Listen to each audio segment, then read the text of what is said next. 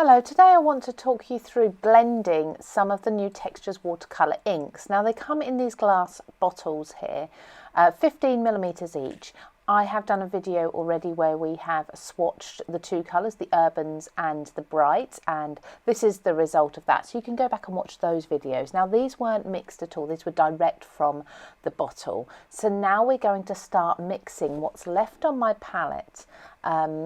Just a few drops at a time from these, so you can see it really does go a long way, and creating some new colour shades. So besides these 10 here, you're going to have literally hundreds and hundreds of different colours.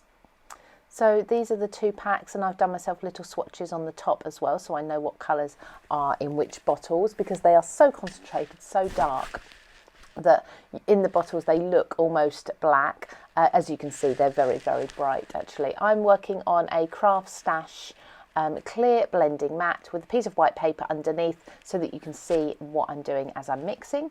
So first thing I'm going to do is take the green and the blue from the Brights section here. So there's two blues, there's one in the Brights, one in the Urban. This is the brighter, more teal colour one. And we're going to create a turquoise. So I'm going to bring in a little of the green, as you can see when I blend it out with a damp brush, you can see the colour, and a little of the blue, bringing the two together. Now let's clean my brush up and just pick some of that up and put that onto my paper. Look at that gorgeous turquoise colour. It's stunning, and it's probably one of my favourite ever colours, turquoises and teals. Now we can alter this ever so slightly, so you can see the difference between the originals and the swatch there that I've just done by mixing. But if you want to change this up a little bit, we can add maybe just a little bit more of the blue, or of the green of course. So I'm just going to drip a little bit of blue into this, mix that. You can already see the sort of colour that we're going to be getting on the mat there, and you can see that has just brought that a little bit deeper, a little more on the blue side, even so. So you can really edit these colours drop by drop, adjusting the shade a tiny amount at a time until you're happy with the colour that you've got.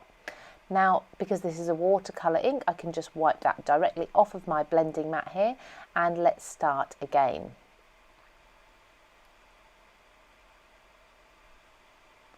Now I'm going to come back to that same blue, and I'm going to work with a red as well. Okay, now again, these look almost black on the surface here. That's because they've not been mixed with any water. They are so saturated and concentrated. Such beautiful, vibrant inks. When you hold the bottle up to the light, you can just about see the colours. So the red here is from the Urban selection, and that's that deep dark red, and then I've got the blue. So I'm just going to bring the two together just with a tiny bit of blue into quite a lot of red, and you'll see we get this really beautiful colour. This almost reminds me of a red wine colour. It's stunning, really pretty. Now of course we can change that, we can add even more blue. Let's give that a mix with more blue, a little bit of red, and we'll see another shade of purple.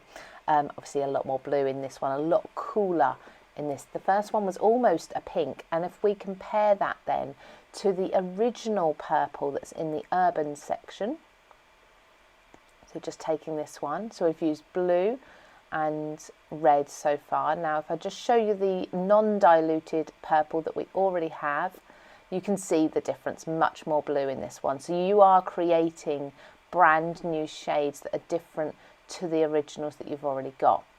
Now if I add a little bit of red to that purple that we just used, so we're really just mixing all the different colours that we've got, and again you can see now we have got yet another shade, and I'm just using really one drop of colour at a time to create all of this different watercolour ink.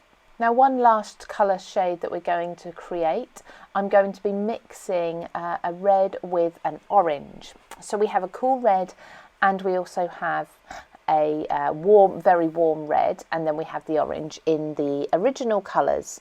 So you can see I've got the orange there, that's the lighter shade. The cool red that I'm using there too works really well with this. Now mixing the two together, and we have got what I would say is almost a coral colour if you love your coral and your peachy colours, you can see when you blend that out with the water, you can really get some beautiful pastel shades. And there I've just picked up a little of the orange. You could dip your red in as well to get that colour blend in the middle, but not quite as finely mixed if you want to. So you can see so many different shades you can be achieving, and we've only used a few of the different colours here.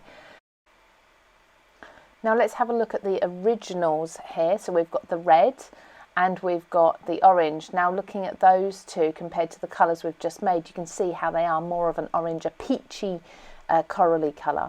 Now don't forget, with any of these we've got our paler colours by adding water, but of course you could go in with your black from your Urban selection and make these much darker as well if you wish.